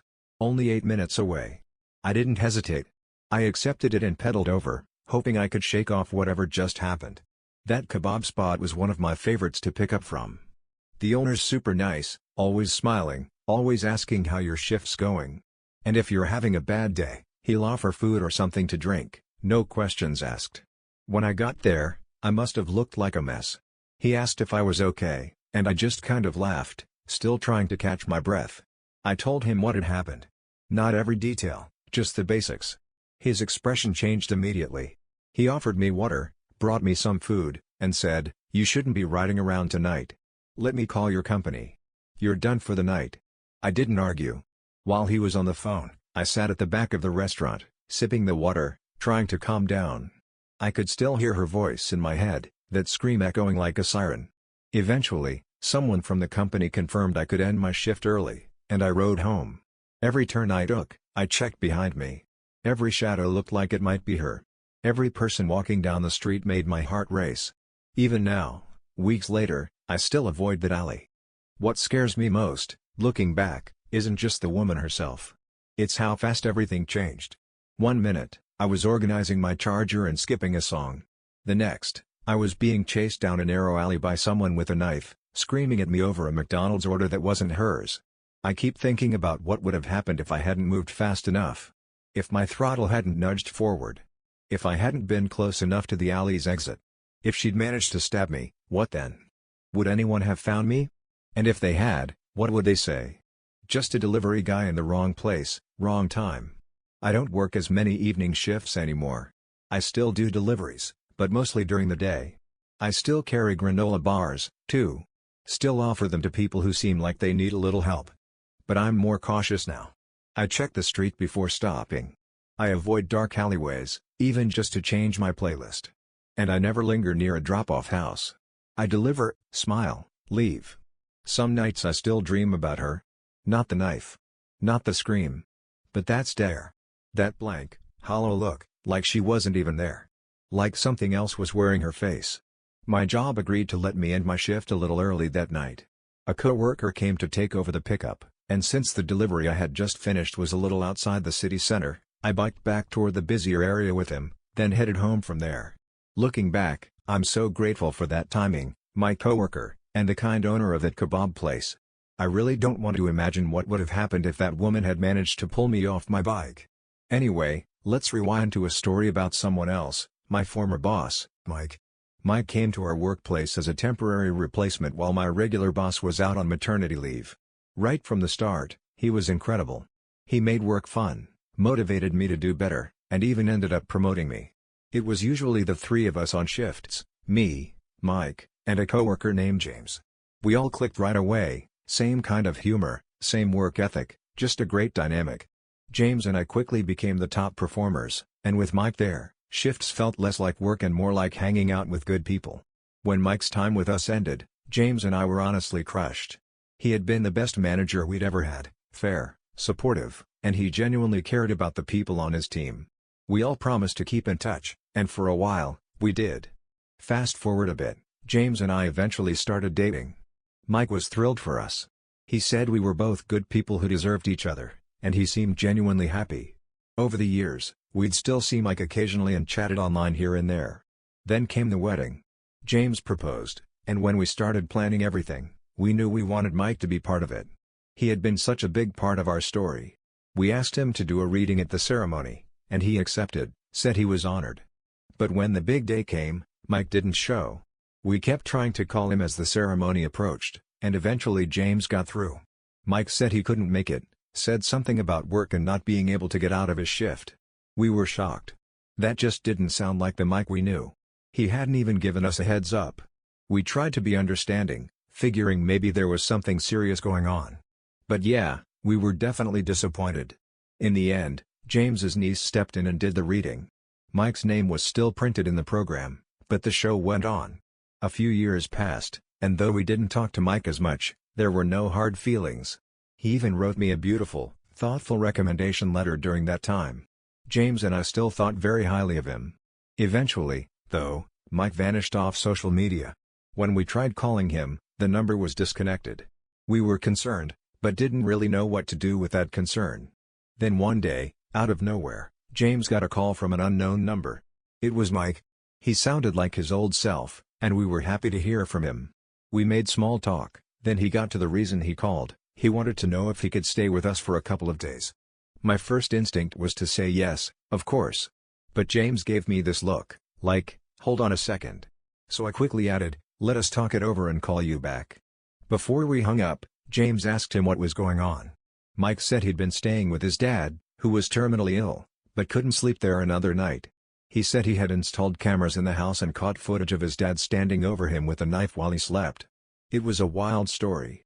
But it was Mike. It wasn't like he was some random guy, we'd known him for years. James wasn't convinced. He thought it was odd Mike would call us, people 2 hours away, instead of someone closer. He supposedly had family in the area, right? I thought James was being too skeptical. Sure, it was weird, but if Mike was in a bad situation and didn't have anyone else to turn to, I didn't want to just ignore that. So we called him back and tried to gently dig a little deeper. James asked why he didn't reach out to someone closer, or a family member. Mike gave us this vague explanation about how everyone had turned against him. Then, in this disappointed, almost guilt-trippy voice, he said it was okay if we couldn't help, that he understood and wouldn't bother us again. James and I looked at each other. We both knew that kind of talk was a classic manipulation move, pulling on our heartstrings. But still, it sounded like he was in real trouble. We decided we could let him stay for a few days. It wouldn't hurt. We called back to tell him he could come. That's when he said he didn't have a car anymore and would need a ride. We asked if he could catch an Uber or something, but he said he had no money and couldn't access any funds. It was getting late and we didn't want to make a 4-hour round trip at night, so we asked if he had anywhere safe to stay until morning. He said he'd just sleep on a park bench or something. Another manipulation tactic, we knew, but we didn't give in. We said we'd come get him first thing in the morning. He gave us his dad's address. As soon as we hung up, James and I were like, what happened to Mike? When we first met him, he was making 4 times what we were. He had a nice car, he was super put together. Now he didn't even have enough money for an Uber? The next day we drove out to get him. When I saw him, I gave him a big hug, but he barely responded. That threw me off a little, but I figured maybe he was just really worn down. Back at our place, we showed him to the guest room. Almost immediately, he asked if someone could take him to the grocery store. James said he was done driving for the day, so I offered. But I thought he had no money? He told me he had food stamps. Which? Okay, maybe that makes sense if things had really gone downhill, but I knew something about that didn't add up with the person I used to know. Still, I didn't press. I just filed it away in the back of my mind. You might be thinking, This just sounds like someone who fell on hard times. And yeah, that was pretty much Mike's version of events too. But the more he talked, the more things didn't quite line up. His stories were vague, full of drama and betrayals by people who, according to him, had no reason to turn on him. It was always someone else's fault. Always some mysterious injustice. A couple of days turned into a week, and finally James asked Mike what his plan was. Mike acted hurt, said he'd leave in the morning. We told him he didn't need to rush out, but we'd like to know what he was thinking long term. That night, James and I talked it over in bed. We decided to offer Mike a more stable setup. He could stay as long as he needed, but he'd need to help around the house, keep his room clean, especially since it had a few antiques of James's mom's, and maybe even help us with some business planning. Mike had always claimed to be this self-made, successful entrepreneur. I'd recently lost my job, so the timing felt right. We pitched the offer the next morning, and Mike jumped on it. He was enthusiastic, grateful, at least on the surface. But the story doesn't end there. At first, things seemed fine. Mike settled in, and I started working with him on some entrepreneurial ideas. He was supposed to teach me how to make money through different ventures, things he claimed to have done before. But no matter what we tried, nothing worked. Every attempt led nowhere, and there was always a reason. A delay. A glitch. A roadblock. But I believed him because this was Mike, the guy I had looked up to for years. Meanwhile, the dynamic between James and me was getting worse. Our marriage wasn't great to begin with, but now with Mike living in the house, the cracks were more obvious. Mike saw it too. James would tone down his attitude when Mike was around, but the tension was still there. I tried to be a good wife, smiled, stayed upbeat, acted like everything was fine. But inside, I was hurting. I felt like I was failing no matter how hard I tried. Over time, Mike and I started spending more and more time together, especially when it came to work stuff. And even though nothing we tried was panning out, I kept showing up because I believed it would eventually work out. Mike was supportive. He complimented me on how quickly I picked things up. He told me I was smart and capable. It was nice to hear, especially when I wasn't getting any of that at home. But as the weeks went by, little inconsistencies in Mike's stories started to pop up. Tiny contradictions. Small things that didn't quite make sense. But he always left just enough ambiguity that if you questioned it, he could talk his way around it. You never felt like you caught him in a lie, just that maybe you were confused or misremembering something. And he wasn't keeping up his end of the deal at home either. He promised to take turns with chores like dishes, but in all honesty, I think he did them twice. He completely trashed the guest room, like, full-on disaster zone. There were piles of clothes, trash everywhere, food containers buried under stuff and starting to rot. I'm talking melted ice cream tubs just sitting on tables for weeks. It smelled awful. I was more tolerant of it than James, but even I had to admit it was disrespectful, especially considering the antique furniture in there. At the same time, things between James and me kept getting colder. One day, while Mike and I were out working on one of our projects, I broke down and started crying. I told him how much I was hurting, how hard it was trying to make a relationship work when I felt so unappreciated and criticized all the time. Mike listened quietly. Then he said something I didn't expect. He told me he'd noticed how James treated me, that he'd picked up on it from the start. He said he was sorry, that I didn't deserve to be talked to that way. And I felt seen. Mike was the first person to ever validate what I was feeling in my marriage. It was huge. But he also made me promise not to tell James what he said he didn't want to appear like he was choosing sides. I agreed. A few days later, Mike volunteered to do the dishes again, so I left them for him. I really hate doing dishes, so I wasn't about to argue. But just before he could get to it, he got a call, said his dad didn't have long to live and he wanted to go see him. James didn't seem interested in driving, so I said I'd take him. I figured I could also stay for emotional support, and we headed out. On the drive, Mike told me that his dad had dementia and sometimes said strange or even alarming things. He warned me not to take anything too seriously, and gave some examples, like accusing Mike of stealing his savings. That stuck with me. I had a hard time imagining the same Mike I'd admired for years being capable of that. When we got to his dad's place, things were off. His dad didn't seem sick at all. He was fully conscious, talkative, even asked us to bring him Burger King. I didn't say much because I didn't want to intrude, but the whole thing felt strange. If he was truly dying, it sure didn't look like it. A few hours into the visit, James called me, furious that I'd left the house again without doing the dishes that Mike was supposed to handle. He went off, Said this was the final straw, threatened divorce. That was his go-to move, always threatening divorce to keep me in line. But this time, something inside me snapped. With Mike's recent affirmation still echoing in my mind, I finally said it. Fine. Then divorce me. At least you won't be able to use it as a threat anymore. That was it. Back in Mike's dad's room, things were still weird. His dad was yelling about his will and money, and Mike shot me a look that seemed to say, ignore it, dementia. But I was seriously starting to wonder if this man was even dying at all. When we left, his dad was alive and well, munching on a candy bar. I had nowhere else to go, so I returned home and slept on the couch upstairs. I didn't speak to James for 2 days. Then Mike told me he'd talked to his mom and that she said I could stay at her house for a week. I was confused. If they were on good terms, why hadn't she been helping him this whole time? But I was too emotionally spent to ask. I just said okay. Mike said he'd come with me, which I didn't love the optics of. I just left my husband and now I'm living with another man. But Mike said he'd talked to James and that James was cool with it. The week I stayed there, I cried non-stop. Mike listened to everything. If I woke up crying in the middle of the night, he stayed up with me. He didn't make any moves, didn't cross any lines, just sat with me, let me talk. After the week, I moved in with my parents. Mike went back to James's house. Later, I saw both of them when I came by to pick up some of my things. James looked done. He was cold toward Mike, clearly over the whole situation. They barely spoke. It was awkward and tense. That night, I got a strange feeling. I asked James, did Mike ever say anything about me that he told you not to repeat? James hesitated. Then he said yes. We started comparing notes, all the little comments, the harmless advice, the things Mike had said to both of us, separately. Slowly, it became clear that Mike had been playing both sides. Telling me one thing and James another. To me, he said I was smart and capable.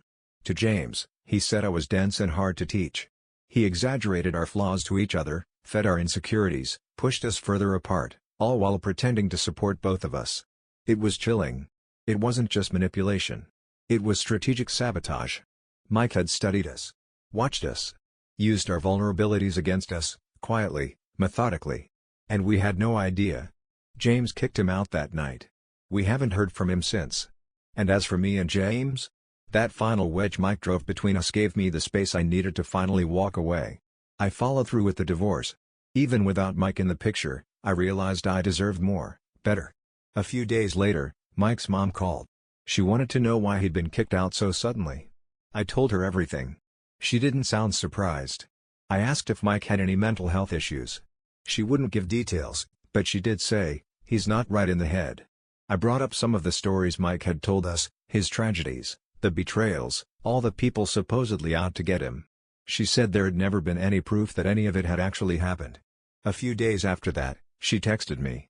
Mike had been admitted to a psychiatric facility. She didn't say how long he'd be there. Just that it was a while.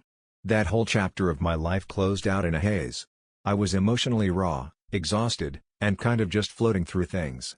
After Mike's mom told me he'd been admitted to a psychiatric facility, I felt a weird mix of anger, sadness, and relief.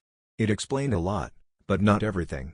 There were still so many unanswered questions, things that didn't quite line up. I don't know if he ever really had a plan or if he was just unraveling, taking down everyone near him in the process. I guess I'll never fully know. A couple months after all that, in the summer of 2015, something happened that honestly makes me shudder to this day. I was living alone in this little house in a small, quiet town. The kind of place where people wave from their front porches and leave their doors unlocked.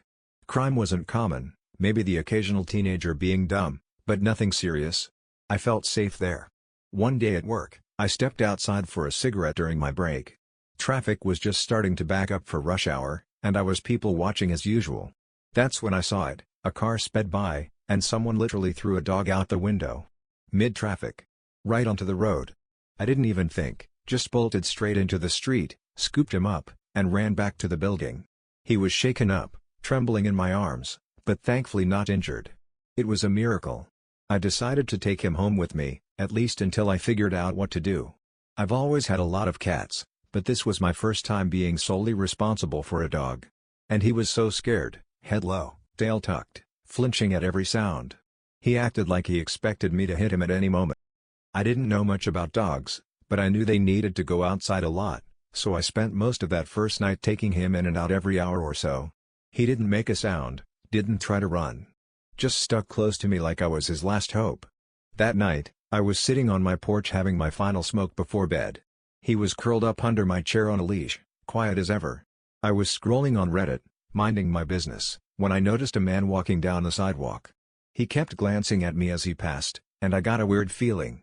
About 30 feet past my house, he stopped, turned around, and started walking back toward me. "Hey," he said, kind of casually, "do you know where 302 Church Street is?" I said I'd look it up on my phone. It was taking a second to load, so he started explaining that he didn't have a phone and was trying to get to a friend's house. While he talked, he was inching closer and closer. I finally pulled up the map and pointed. "It's 2 blocks up that way," I said, motioning down the road. "Just go straight, house will be on your left at the corner." He didn't even glance where I was pointing. His eyes stayed locked on me. "Mind if I take a look at the map?" he asked. I'm bad with directions. That's when the warning bells really started going off in my head. I stood up and pointed again, firmer this time. "It's just 2 blocks. Straight ahead." He stepped forward again. "Can I just call them? I need to let them know I'm on the way." I shook my head. "No." He took another step. "Just let me see your phone real quick." I backed toward my door. "Dude. No." He was getting agitated. You could see it in his face, the shift from fake friendly to something darker. He was too close now. I didn't know what to do. My heart was pounding. And then I remembered the dog. "Look," I said, trying to sound firm, "my dog is really protective. He'll mess you up." Now, I didn't know if that was even remotely true. This dog had barely made a peep all day. But I hoped it would scare the guy off. And just like that, as if the dog had been waiting for the cue, he exploded out from under the chair. Barking, growling, snarling like a damned demon. He dragged me forward a little on the leash, straining like he was going to take the guy down himself. His teeth were bared, and the sound coming out of him was terrifying. I was stunned. I didn't even know he could make that kind of noise. The guy backed off fast. Hands up, stammering. Okay. 2 blocks north. Got it." He turned and walked off in the direction I'd pointed. I rushed inside, flipped off the lights, and peeked out the window. He glanced at my house to make sure I'd gone in. Then he turned around and started walking in the opposite direction. And then, the kicker, he pulled a phone out of his pocket and made a call. Yeah. The same guy who told me he didn't have a phone. I stood there staring out the window, my chest tight, completely frozen. If that dog hadn't been there, if he hadn't reacted like that, I don't know what would have happened. I don't even want to think about it. That dog, the same scared, tail-tucked little guy I rescued from a highway, saved me. He's been my shadow ever since. Sleeps at the foot of my bed, follows me room to room, always watching. He chased off another creep not long after that. It's like he knows it's his job now. I named him Hank. And I love him like family. He's been through hell and so have I, but we found each other when we both needed someone. And that night, when he stood between me and a stranger with bad intentions, I knew he wasn't going anywhere. And neither was I.